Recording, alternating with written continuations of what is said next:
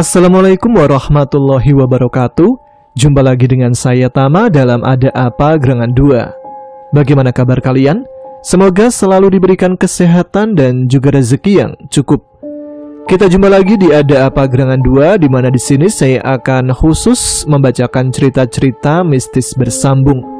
Dan kita akan lanjutkan lagi cerita sebelumnya tentang Sentot dan Edi berpetualang di sebuah desa yang bernama Desa Siluman.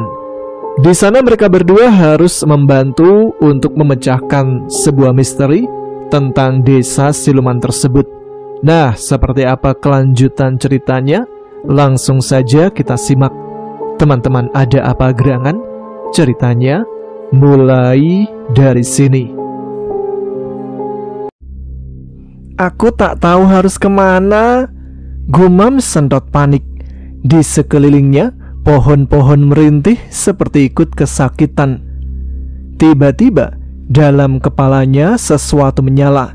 Sebuah getaran semacam bisikan gaib yang mengingatkannya pada asal-usulnya. Ia anak dari Sukma Dewi, salah satu penguasa gaib Gunung Lawu.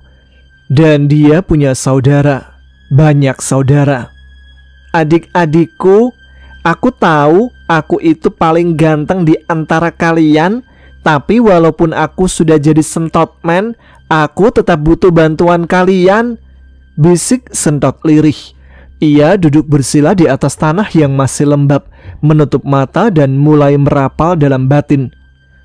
Gelombang energi terpancar dari ubun-ubunnya. Satu helai rambutnya berdiri tegak seperti antena penangkap sinyal. Dari Gunung Lawu yang jauh di timur, dalam sebuah gua besar penuh uap dan lumut, seekor ular kecil membuka matanya. Siapa yang ganggu tidur siangku? Oh, udah malam, gumamnya. Ular itu bukan sembarang ular. Ia adalah Jay, anak kedua dari 100 anak Sukma Dewi. Jay mengangkat kepala dan mengerang. Mas Sentot? Kok suaranya panik banget? Jay mendesis pelan, lalu menggeliat ke tengah gua dan mulai membangunkan saudara-saudaranya. Oi, bangun-bangun, Sentot minta tolong, serius ini. Kenapa kamu panggil Sentot, Jay? Dia kan kakak pertama, nanti dia marah, sahut Gunawan. Ini darurat. Seekor ular belang-belang merah bernama Teddy membuka satu matanya, menguap dan berkata, Mas Sentot, bukannya dia lagi liburan sama manusia ya? Liburan apaan? Ini darurat. Aku dengar suaranya pakai mata kaji. Sienna, ular betina paling kecil, dan nada bicaranya seperti emak-emak pasar menyambar. Lagi-lagi Mas Sentot, kayak dia doang yang punya urusan di dunia. Aku baru aja luluran nih dari lumpur gunung tahu. Jay mendesis kesal.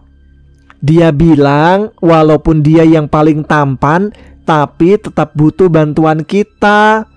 Seketika adik-adiknya yang lain memandang malas dan membubarkan diri, pergi ke pojokan tidur lagi. Semua pun hening seketika.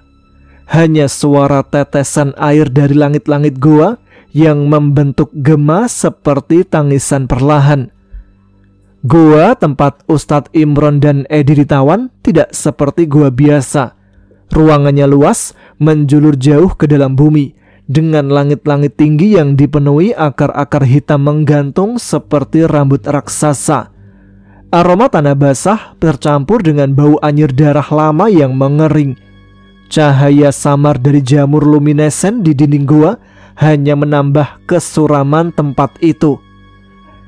Tubuh Ustadz Imron dan Edi terjerat kuat oleh akar-akar keras sekuat besi, menempel di dinding batu seperti dua tawanan perang zaman kuno. Akar itu mencengkeram pergelangan tangan, kaki, bahkan menutup sebagian dada mereka, membuat nafas menjadi berat dan tersendat. Dalam keadaan tak berdaya itu, Ustadz Imron tetap berzikir meski pelan dengan suara parau. La ilaha illallah, la haula wala quwata illa billah.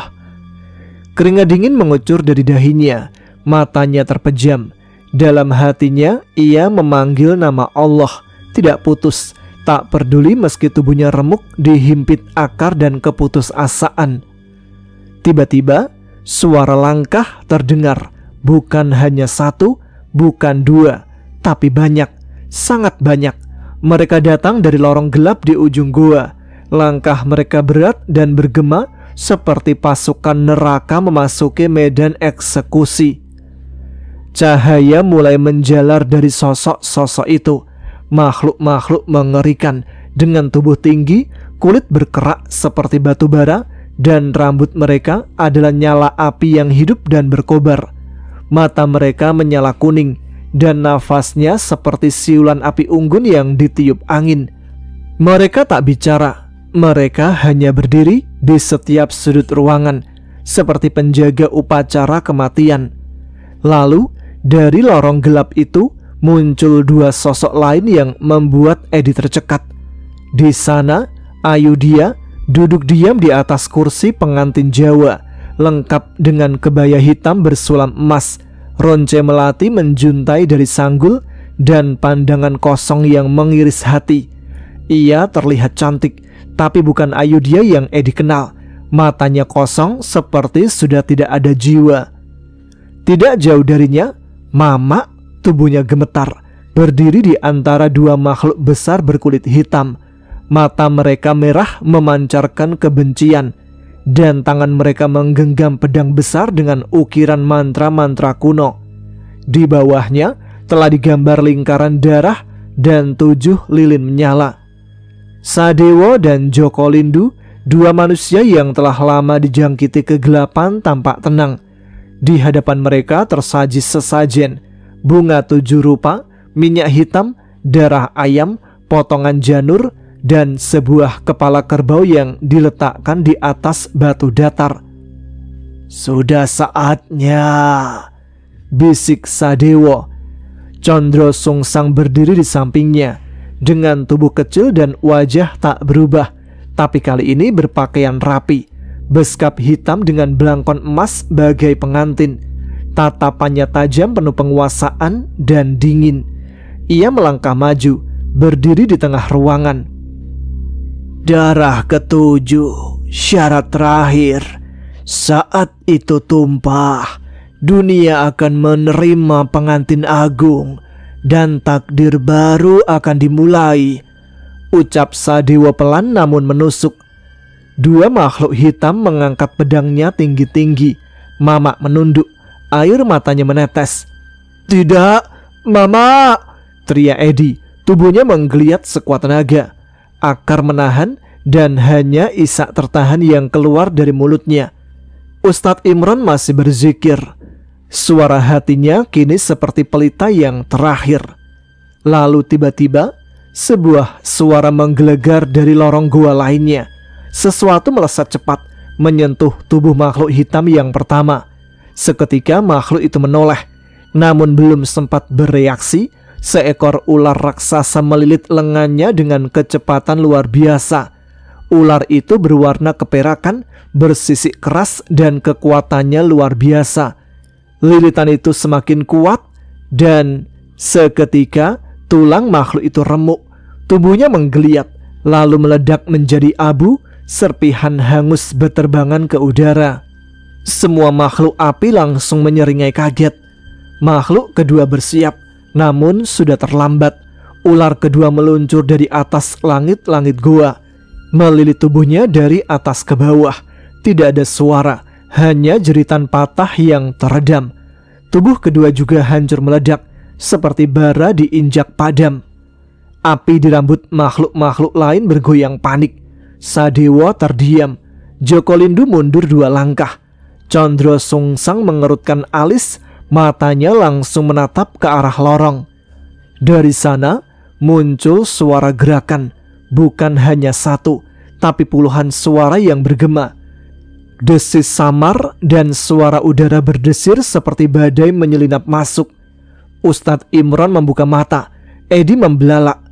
Asap tipis menjalar dari 2 tumpukan abu yang baru saja meledak di tengah gua.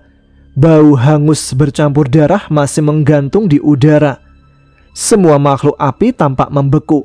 Mata mereka membelalak, sebagian mundur, sebagian lain mencengkram senjata erat-erat. Sadewa melangkah pelan mundur, pandangannya menyisir lorong yang kini sunyi. Joko Lindu menelan ludah, jarinya gemetar saat menggenggam keris kecil. Ustadz Imron mencoba mengangkat kepalanya, tubuhnya masih terjerat akar, tapi ada sesuatu, sebuah aura, kehadiran yang berat dan tak bisa dijelaskan dengan logika biasa. Apa itu? Gumamnya lirih. Lalu dari kegelapan lorong, sesosok makhluk muncul perlahan. Bukan kerumunan ular, bukan pasukan, hanya satu sosok. Langkah kakinya mantap. Tubuh kecil itu dikenali dengan segera oleh Edi, dan hatinya langsung melonjak. Namun bersamaan juga dicekam bingung dan ngeri. Sentot. Tapi itu bukan Sentot yang mereka kenal. Tubuh itu kini berbeda. Rambut yang dulunya acak-acakan seperti bocah kampung kini berubah menjadi puluhan ular kecil, hidup, bergerak, melilit, dan saling mendesis pelan. Ular-ular itu seolah menyatu dengan tubuhnya, dan di mata mereka memancar cahaya hijau yang menyala samar dalam gelap. Matanya sendiri berubah merah menyala, penuh amarah. Bukan marah seorang anak kecil, tapi amarah kuno. Amarah yang diturunkan dari darah nenek moyang yang jauh lebih tua dari manusia. Wajahnya keras, dingin, garang. Hilang sudah wajah jenaka dan polos yang biasanya tertawa renyah di samping Edi. Punggungnya ditumbuhi sayap kecil, seperti sayap naga, berlapis sisik mengkilap dan mengepul asap panas, seolah tubuh kecilnya menyimpan bara api dalam dadanya. Setiap langkahnya menimbulkan suara halus seperti desis besi panas disiram air. Dari punggung bawahnya menjulur ekor ular besar berwarna hijau terang, bergerak liar dari sisi ke sisi, seolah menghalau roh jahat di sekitarnya. Semua makhluk di ruangan itu terpaku. Ular-ular rambutnya mendesis, membentuk suara serupa bisikan ribuan lidah.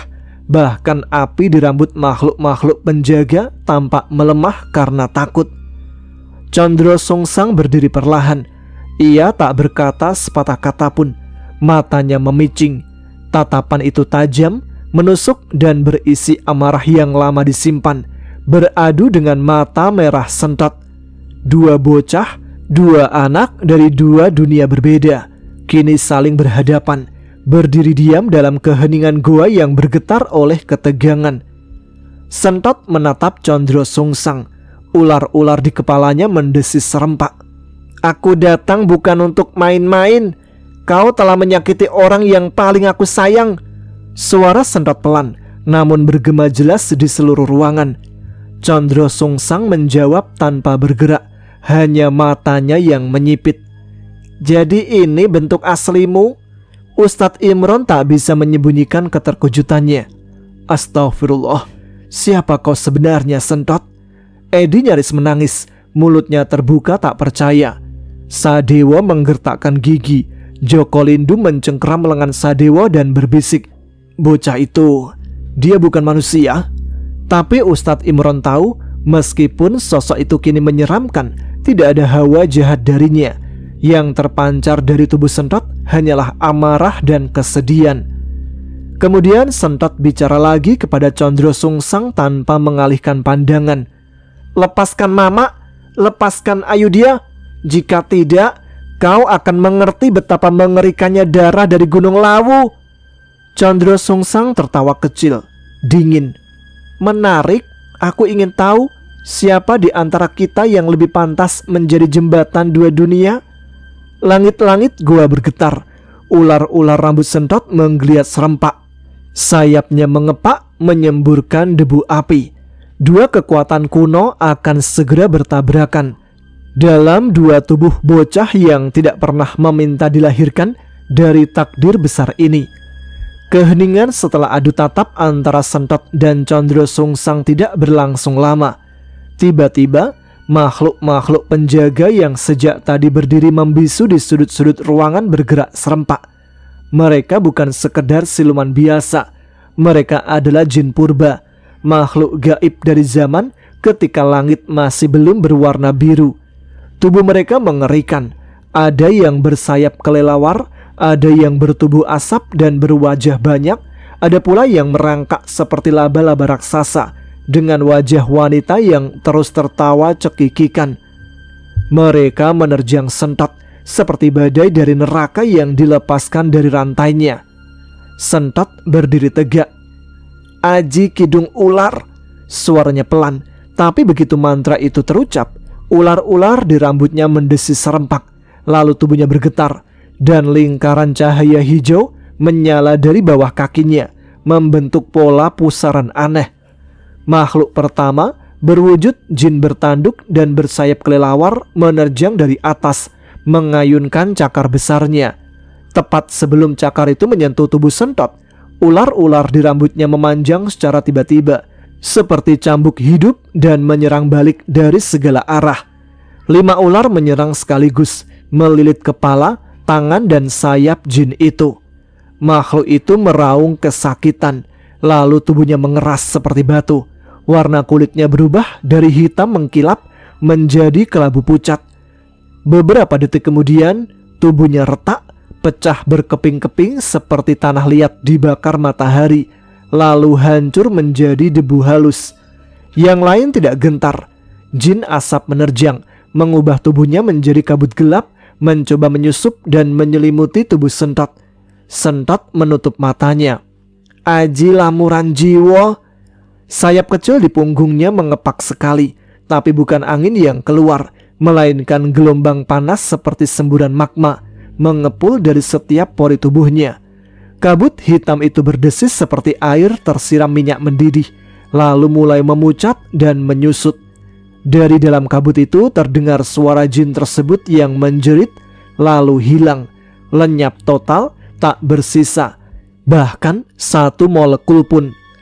Yang ketiga, jin bertubuh laba-laba, melompat cepat ke dinding dan meluncur dari sisi lain dengan kecepatan mengerikan. Dari mulutnya keluar sulur hitam yang mencambuk.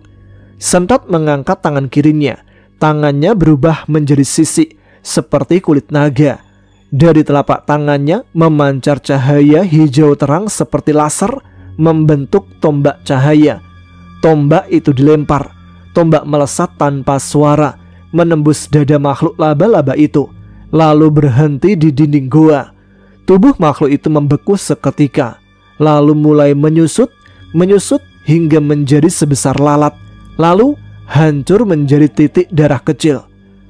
Satu persatu makhluk penjaga dikalahkan. Setiap serangan Sentot disertai dengan ilmu-ilmu gaib berdarah dari Gunung Lawu. Perpaduan aji kesaktian naga, sihir ular dan tenaga batin jin tua. Aji lilit sungsang membuat ular di rambut Sentot melilit dengan kekuatan ribuan Newton, memecah tulang lawan. Aji banyu wutah, air dari tubuh lawan diserap paksa, menjadikan mereka kering, rapuh seperti daun mati. Aji bisu lawu, mantra yang membungkam lawan, membuat mereka tidak bisa bergerak atau bersuara sebelum dihancurkan. Ustadz Imron meski masih terjerat akar, tak bisa menyembunyikan ketercengangannya. Ya Allah, apa yang sedang kulihat ini? Siapa sebenarnya anak ini? Di sudut ruangan, Sadewo dan Joko Lindu linglung. Tubuh mereka gemetar seperti tikus melihat kucing raksasa. Mereka tak berani menatap Sentot, hanya saling dorong. "Kita harus keluar dari sini, Pak," bisik Joko Lindu panik. "Biarkan mereka bertarung. Ini bukan urusan manusia lagi," gumam Sadewa ketakutan. Mereka lari terbirit-birit meninggalkan ruangan. Kini di tengah kehancuran dan abu makhluk-makhluk penjaga yang telah dilenyapkan, Sentot berdiri sendiri. Dadanya naik turun, rambut ularnya masih menggeliat, dan asap dari sayap naga kecilnya masih mengepul perlahan. Gua pun seketika sunyi. Hanya ada 3 yang tersisa di tengah ruang besar itu. Sentot dengan tubuh kecilnya yang kini menjadi mesin penghancur. Ayudhya masih di kursi pengantin, mulai memandang ke arah Sentot dengan samar, seolah jiwanya mencoba bangkit. Dan Condro Sungsang. Condro Sungsang belum bergerak. Ia hanya menatap Sentot dengan wajah dingin dan senyum tipis yang meremehkan. "Sudah selesai unjuk kebolehanmu?" ucapnya datar. "Sekarang bagaimana jika kita mulai pertarungan sebenarnya?" Sentot menggertakkan gigi. Ular-ular di kepalanya bersiap. Sayapnya mengepak sekali, menghentakkan tanah. Dua bocah itu kini saling hadap di tengah kehancuran dunia bawah tanah. Pertempuran agung belum dimulai, tapi badai telah datang. Ustadz Imron masih terjerat akar-akar keras dan berduri yang mencengkeram tubuh dan tangannya. Meski tubuhnya lemah dan kulitnya tergores di sana-sini, mulutnya tak berhenti berzikir.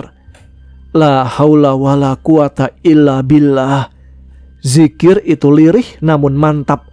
Di tengah kegelapan dan bau darah, hanya nama Allah yang masih ia genggam erat dalam dadanya. Di sampingnya, Edi pun nyaris putus harapan. Ia sempat mencoba menggoyang tubuhnya, tapi akar itu seperti baja, keras dan hidup. Pandangannya berkabut antara takut dan putus asa. Terlebih setelah melihat sendiri Sentot berubah menjadi sesuatu yang bahkan tak bisa ia fahami. "Sentot, siapa kamu sebenarnya, Le?" Tiba-tiba terdengar suara akar yang terbelah. Sesuatu bergerak cepat di balik batu besar. Lalu muncul dua sosok kecil menggeliat. Seekor ular putih bersih dengan sisik mengkilap bagai perak. Matanya tajam tapi jenaka. Satu lagi ular hitam polos, lebih pendek, bermata besar dan tampak lugu seperti anak kecil yang baru bangun tidur. Keduanya muncul dari balik kegelapan, lalu melilit akar-akar yang menjerat Ustadz Imron.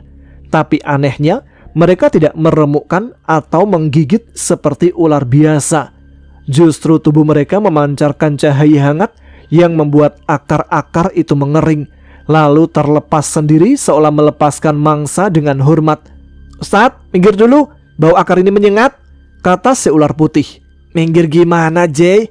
Beliau itu kan masih kesakitan tuh," sahut si ular hitam polos. Edi terperangah. "Kalian, Jay, Gunawan, kalian kok bisa sampai sini?" Si ular putih, Jay, menoleh ke Edi dan tersenyum lebar. "Kami dapat panggilan darurat. Sinyal kakak kami keras banget sampai bikin kepala Gunawan kejedot goa," katanya sambil tertawa cekikikan. "Itu karena kamu dorong aku duluan, Jay," protes Gunawan, mengerutkan tubuhnya dengan ekspresi cemberut. Ustadz Imron sudah bisa duduk, walau masih lemas. Ia menatap kedua sosok itu. Dan meski ini tampak gila, ia tahu mereka bukan makhluk sembarangan. "Kalian siapa?" Jay mendekat, melilitkan diri di lengan Ustadz Imron pelan-pelan, seolah memberi kehangatan. "Kami adik-adiknya Sentot, Tat. Kami bukan manusia, tapi kami juga bukan musuh." Gunawan ikut menyusul lalu berbisik, "Kami bukan ular biasa ya Pak Haji. Kami anak-anak Sukma Dewi, penguasa Gunung Lawu. Dan sekarang kami diutus buat bantu." J menoleh ke Gunawan. "Ayo cepat, jangan ngobrol mulu. Kita harus amankan yang lain dulu." Mereka berdua bergerak cepat meluncur ke arah Ayudhya dan Mama yang masih dalam kondisi setengah sadar, duduk dan berdiri lemas di tempat masing-masing. Jay melingkari tubuh Ayudhya, sementara Gunawan bergelayut di lengan Mama. Perlahan, seperti keajaiban, tubuh keduanya tampak menghangat. Aura hitam yang mengikat pikiran mereka mulai terurai perlahan, dan mata Ayudhya mulai bergerak, memandang sekeliling bingung. "Di mana aku?" gumamnya. Gunawan berseru pelan, "Jangan banyak tanya dulu, Mbak. Kita kabur duluan." Jay menyeringai, "Kita diam-diam ya, jangan bikin kakak kami khawatir." Dengan sangat hati-hati mereka mulai menuntun Ayudhya dan Mama ke lorong gua bagian belakang. Jalur sempit yang tadi digunakan Sadewa dan Joko untuk melarikan diri. Ustadz Imron berusaha berdiri, masih lemah. Edi menyusul, membantu menopang tubuhnya. "Mereka menyelamatkan kita," gumam Edi, matanya masih penuh kebingungan. "Subhanallah, pertolongan bisa datang dari siapa saja yang Allah tunjuk." jawab Ustadz Imron lirih, menggigit bibirnya menahan air mata. Sebelum benar-benar keluar, Jay berhenti sejenak, lalu menoleh ke arah tempat Sentot dan Condro Sungsang yang masih saling menatap dari kejauhan. Dua kutub kekuatan yang sebentar lagi meledak. Jay berbisik pada Gunawan. "Dia pasti bisa." Gunawan mengangguk pelan. "Iyalah, kakak kita jauh lebih kuat dari yang mereka kira."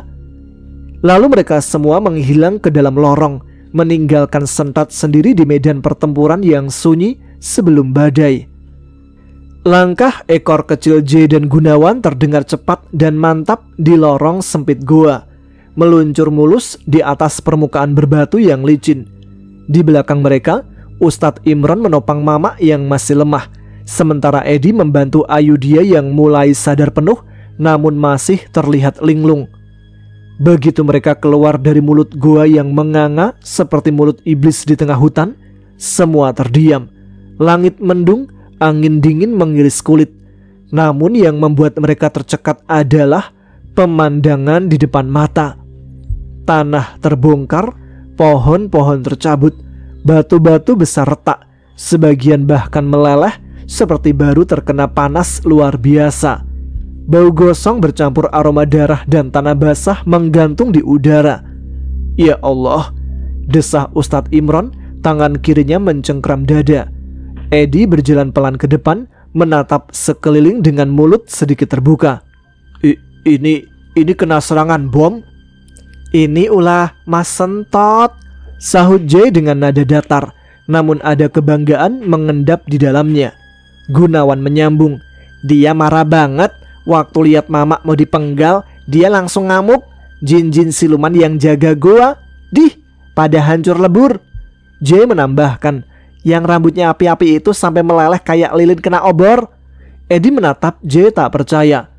Kamu lihat semua itu?" Jay menengadah dengan gaya sok tenang. "Kita semua lihat. Dari lorong atas goa, Mas Sentot udah kayak raja ular naga dari kitab kuno, tapi lebih serem." Gunawan mengangguk penuh kekaguman. "Kepalanya, rambutnya jadi ular semua. Ada satu yang bentuknya kayak aku loh." "Iya, itu yang paling cerewet." Seloro Jay disambut tawa kecil Gunawan. Namun Ustadz Imron masih mematung. Matanya tak lepas dari pemandangan tanah yang porak-poranda. "Jadi ini semua karena Sentot?" Jay mengangguk. "Dia itu kuat Ustadz, tapi juga sedih, marah, perasaan kakak kami campur aduk." Ayudia tampak pucat, tapi kini mulai menyadari sepenuhnya apa yang terjadi. Ia menatap Jay dan Gunawan lalu ke arah goa. "Sentot? Dia yang menyelamatkanku." Langkah mereka pun kembali bergerak, melewati pohon yang tumbang, melalui jalan setapak yang sudah tak berbentuk. Jay dan Gunawan bergerak lincah di depan seperti petunjuk jalan. Edi masih menoleh ke arah goa, tiba-tiba berhenti. "Tapi kita harus bantu Sentot. Kita nggak bisa tinggalin dia sendirian." Jay langsung melingkari kaki Edi. "Eits, jangan nekat Mas Edi." Gunawan ikut mengelilingi Edi dari sisi lain. "Kakak kami nggak butuh ditolong. Dia sedang bertugas. Ini semacam takdirnya." "Tapi dia masih anak-anak," teriak Edi dengan mata merah. Jay diam sebentar, lalu menatap lurus pada Edi. "Dia memang anak-anak, tapi dia bukan manusia biasa. Dia anak Sukma Dewi, penguasa Gunung Lawu, keturunan langit dan bumi. Kita cuma bisa percaya." "Iya percaya dan jangan ganggu takdirnya." Edi menggigit bibir, menunduk. Berat menerima kenyataan bahwa Sentot mungkin harus berjuang sendirian. Namun mata Jay dan Gunawan begitu meyakinkan. Ustadz Imron menepuk punggung Edi perlahan. "Serahkan semua pada Yang Maha Kuasa Mas Edi. Anak itu dikirim bukan tanpa perlindungan." Jay lalu memanjat ke pundak Edi. "Ayo kita ke rumah Pak Lurah dulu. Kalau beruntung kita bisa cari bantuan, atau sekurangnya tempat ngumpet lah. Mas Sentot pasti nyusul kalau dia masih hidup." "Kok kamu ngomongnya gitu? Serem." "Loh tapi kan bener." "Udah diem aja, bikin suasana makin sendu kayak lagu campur sari." Tawa kecil pecah, aneh. Di tengah reruntuhan, kehancuran, dua sosok ular kecil itu masih bisa membuat Edi tersenyum meski hanya sejenak. Rombongan itu pun kembali berjalan menuju rumah Pak Lurah, meninggalkan gua kelam dan suara gaung pertempuran yang masih menggema dari kejauhan. Suara dua anak kecil luar biasa yang tengah bertarung demi masa depan dunia. Dalam gua yang setengah porak-poranda, hawa panas dan debu masih menggantung di udara. Asap mengepul dari sisa-sisa tubuh siluman yang dilumat oleh amarah Sentot. Suasana mencekam hanya dipecah oleh langkah kecil kaki bocah. Condro Sungsang berdiri tegak beberapa meter dari Sentot. Dua bocah, satu berwujud manusia berkulit aneh dengan mata menyala merah darah, satu lagi berwujud campuran manusia dan ular dengan rambut menjulur berupa ular kecil. Sayap asap mengepul dari punggung dan ekor hijau bergetar pelan. Mereka bertatapan lama seperti dua jenderal kecil sebelum perang besar. Tidak ada suara lain, hanya gemuruh jauh dari dinding gua yang terasa seperti bisikan dunia lain. Tiba-tiba Condro Sungsang merogoh sakunya. Senyum kecil tersungging di bibirnya yang licin seperti lilin. Tangannya mengangkat sesuatu. Beberapa butir gundu. Ia melemparkan gundu-gundu itu ke tanah di antara mereka. Bunyi gemerincing kecil terdengar saat bola-bola kaca berwarna-warni memantul pelan. "Ayo kita adu main gundu." Sentot tak langsung menjawab. Ia menunduk menatap bola-bola gundu itu. Satu berwarna biru langit, satu merah menyala, satu hitam pekat, dan satu lagi warnanya pink transparan, bersinar lembut di antara yang lainnya. Sentot mengangkat kepalanya pelan. Rambut-rambut ularnya bergerak menyisir udara seperti sedang berdiskusi. Ia melangkah maju. Asap di sekelilingnya bergerak menyibak. Ekor hijaunya bergetar ringan dan sayap di punggungnya mengepak pelan menebarkan percikan api kecil. Jarak mereka hanya tinggal 1 meter. Lalu dengan suara rendah dan serius, Sentot berkata, "Ayo, tapi aku yang warna pink ya." Condro Sungsang tertawa kecil, kecut tapi tertahan. "Tentu, ambil saja yang paling cantik. Kita lihat siapa yang paling banyak dapat gundu nantinya." Tanah di antara mereka segera jadi medan tempur. Dua anak siluman, dua kekuatan luar biasa, beradu dalam permainan bocah, main gundu. "Dro, awas kalau curang ya. Aku ini mantan juara gundu tingkat RT loh." "Kau yang jangan curang. Ayo sekarang, aku ingin merasakan kehebatan juara gundu tingkat RT." "Oke, tapi jangan menyesal kalau gundumu habis ya." Baiklah, sampai di sini dulu episode kali ini. Kali ini pertarungan yang hebat akan terjadi. Pertarungan antara dua anak istimewa, Sentot dan juga siapa tadi namanya? Condro Sungsang. Nah, kita nantikan kelanjutan ceritanya pada episode selanjutnya. Terima kasih untuk teman-teman yang sudah menyimak episode kali ini. Yang menantikan episode selanjutnya bisa aktifkan notifikasinya biar tidak ketinggalan ya. Yang belum subscribe silakan subscribe. Tapi jangan lupa juga untuk tuliskan komen, tunjukkan eksistensi kalian. Dan sekarang saya Tama harus pamit. Kita jumpa lagi di episode selanjutnya. Tetap semangat, jaga kesehatan. Wassalamualaikum warahmatullahi wabarakatuh.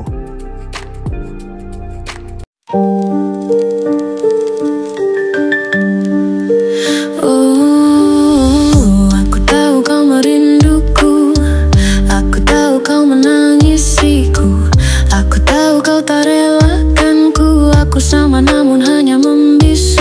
Dari atas sini ku masih bisa memandangmu, meski dengan air mata darah penuhi gaunku. Gaun putih ini perlahan memerah seiring ku tak tentu arah. Gaun putih ini perlahan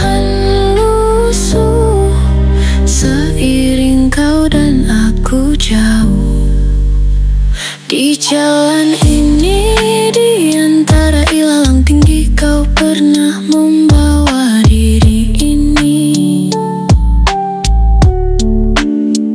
Di jalan ini pula tubuhku mereba berdarah mati dan mereka lari.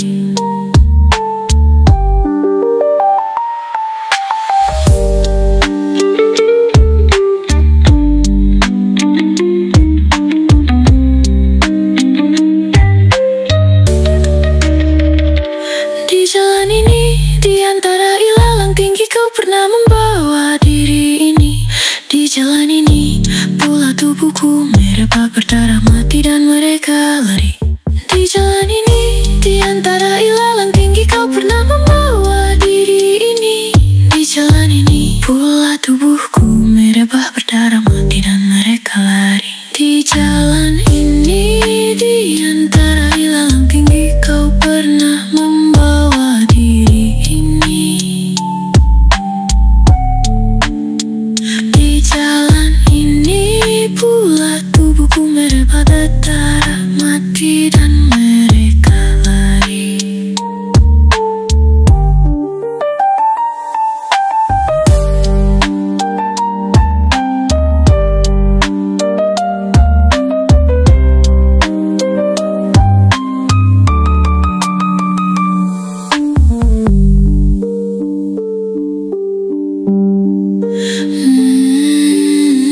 Di jalan ini, di antara ilalang tinggi, kau pernah membawa diri ini.